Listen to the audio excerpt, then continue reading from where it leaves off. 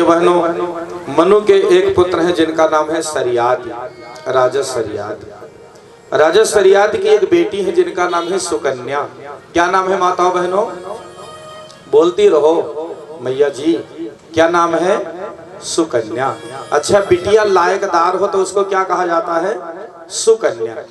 और लड़का लायकदार हो तो, अच्छा, लड़के को वर कहते हैं और लड़की को कन्या कहते हैं। अगर कन्या लायकदार है तो सुकन्या, अगर वर लायकदार है तो सुवर नहीं कहना चाहिए।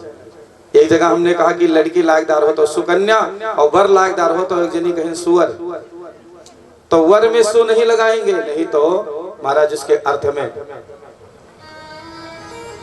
गड़बड़ी आ जाएगी। तो महाराज सरियात की पुत्री का नाम है सुकन्या। क्या नाम है भाइयों बहनों? सुकन्या। बहुत श्रेष्ठ सदाचारी बेटी है, क्योंकि माता पिता ने उसके अंदर दिव्य संस्कार भरे हैं। भाइयों बहनों, यदि संतान को उपहार न दोगे तो कुछ दिन ही रोएगा, पर संस्कार न दोगे तो जिंदगी भर रोएगा। इसलिए उपहार दे अच्छा है, ना दे तो भी नथिंग टेंशन अबाउट दैट, लेकिन हमें अच्छे संस्कार जरूर देने चाहिए संतान में, ताकि आपकी संतान कहीं किसी के सामने हो तो कहे लोग कि हाँ भाई अच्छे संस्कार है, दिव्य संस्कार है संतान। हमारे शास्त्र कहते हैं कि माता शत्रु पिता वैरी एन बालू न पाठिता। वो माँ अपने संतान की शत्रु है और पिता बैरी है, जो उनको पढ़ाए ना, क्या केवल किताबी ज्ञान ही, किताबी ज्ञान भी आवश्यक है, लेकिन साथ में साथ ही साथ शिष्टाचार सदाचार भी उनके जीवन में उतरे तो माता पिता। भाइयों बहनों, संतान को जन्म तो पशु भी देता है पर संस्कार नहीं दे सकता। मनुष्य और पशु में सिर्फ एक ही भेद है कि मनुष्य संस्कार भी दे सकता है, केवल जन्म ही नहीं। तो सुकन्या बहुत लायकदार बेटी है। एक दिन की बात है, राजा सरियात ने अपने मंत्रियों के साथ, सैनिकों के साथ, रानी पत्नी पूरा कुटुंब साथ में हुआ और निकल पड़े भ्रमण करने। कहा चलो चमन मुनि के आश्रम का आज दर्शन करके आए। चमन मुनि के बड़े चर्चे थे उस समय, तपस्या के। पहुंच गए, सब वन में भ्रमण कर रहे हैं। सुकन्या घूमते घूमते गई, एक पेड़ के पास देखा कि दीमक की माटी का इतना बड़ा ऊंचा ढेर लगा है और उसमें दो जुगनू की तरह दो ज्योति जल रही है। जुगनू कीड़ा गर्मी के मौसम में अंधेरे में लुप लुप जलता है, ऐसे ज्योति जल रही है। तो वही जंगल में पेड़ का कांटा लिया सुकन्या ने और उन दोनों ज्योतियों में कुछ कुछ कांटा लगा दिया। जैसे कांटा लगाया तो वो ज्योतियां तो बुझ गई और उसमें से खून बहने लगा, रक्त की जैसे धार बही। राजा के साथ जितने भी सैनिक आए थे, परिवार के जितने लोग आए थे, सबका मलमूत्र बंद हो गया, कंठ अवरुद्ध होने लगे, सब परेशान।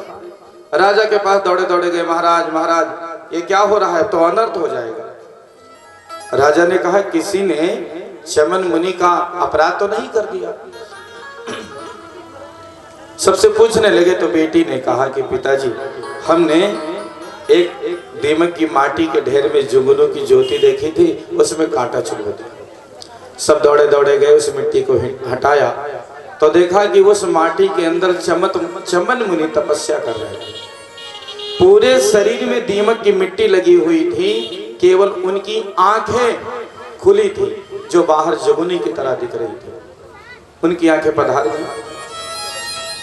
सब डर के मारे थर थर कांपे कि चमन मुनि यदि कुपित हो गए तो अभी तो अनर्थ हो जाएगा। प्रार्थना करने लगे। बेटी भी थर थर कांपने लगी और जाकर के हाथ जोड़ करके कहा, बाबा हमारे अपराध के कारण सबको दंड न दे और जो आदेश होगा मैं पालन करूंगा। तब राजा सरियात ने अपनी बेटी सुकन्या को चमन मुनि की सेवा के लिए वहीं छोड़ दिया। भागवत महापुराण में वर्णन आता है कि सुकन्या का चमन मुनि के साथ विवाह हो, विवाह करके अपने घर लौटे।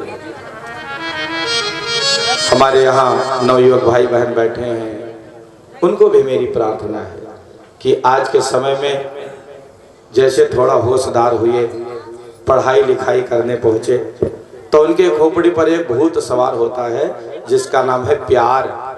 संसार में प्यार वार कहीं नहीं है, केवल है तो व्यभिचार, और व्यभिचार के नाम पर नई जनरेशन फंसती जाती है।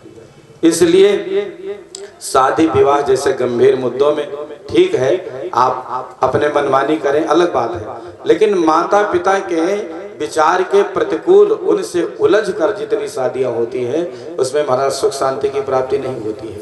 समय लगेगा लेकिन टकराव आएगा। इसलिए सबको मेरी प्रार्थना है कि सामंजस्यपूर्ण ढंग से हो तो बात हो। आज राजा सरियात ने अपनी बेटी का ब्याह चमन मुनि के साथ कर दिया, वे घर लौट आए। महाराज समय बीता, अब बेटी सुकन्या चमन मुनि की सेवा में लगी रहती सदैव, क्योंकि उनकी आंखों से दिखाई तो देता नहीं है।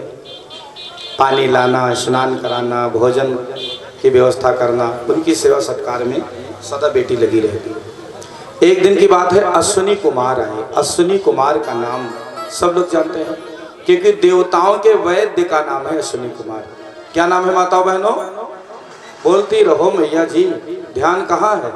कथा सत्संग में मुंह खुलता रहेगा तो जो कहीं पाप बैठा होगा वो निकल के कहाँ जाएगा? भाग जाएगा। इसलिए हमें सदैव बीच बीच में मुंह खोलते रहना है। भाइयों बहनों, सुकन्या सेवा करती रहती थी। एक दिन की बात है, अश्विनी कुमार आए जो देवताओं के वैद्य हैं। महाराज चमन मुनि ने कहा, अश्विनी कुमारों, ये मेरी बूढ़ी काया तरुण कर दो, मेरी आंखों को ठीक कर दो। तो यज्ञ से इंद्र ने तुमको बहिष्कृत कर दिया है, मैं यज्ञ का भाग तुम्हें दिलवाऊंगा। अश्विनी कुमार ने तुम उपचार किया और चमन मुनि की बूढ़ी काया तरुण हो गई, आंखों की ज्योति भी आ गई। महाराज अब तो बूढ़े चमन मुनि कहाँ गए किसी को पता ही नहीं। आराम से पति पत्नी दोनों वन प्रदेश में रह रहे हैं। कुछ दिन के बाद राजा सरियात के मन में इच्छा जगी कि चल करके देखूं कि हमारी बेटी सुकन्या और दामाद चमन कैसे हैं। वन में आए तो देखा दामाद जी तो कहीं दिखे नहीं। तब राजा सरियाती को क्रोध आ गया। उन्होंने कहा, अरे दुष्ट कुलटा, तुमने अपने कुल का नाम मिट्टी में मिला दिया। कहाँ है हमारे दामाद चमन मुनि? ये नवयुवक कौन है? तब सुकन्या ने पिताजी को सारी बातें बताई कि महाराज अश्विनी कुमारों ने चमत्कार किया है और यही आपके दामाद जी हैं। प्रसन्न हो गए राजा सरियाती। तुरंत वहीं एक बहुत बड़े यज्ञ का आयोजन हुआ और यज्ञ के यजमान बने राजा सरियाती, आचार्य बने चमन मुनि। और उसी यज्ञ में महाराज चमन मुनि ने अश्विनी कुमारों को यज्ञ का भाग दिया। बोले यज्ञ भगवान की, श्री वृंदावन बिहारी लाल की जय। आए से महाराज राजा सरियाती का चरित्र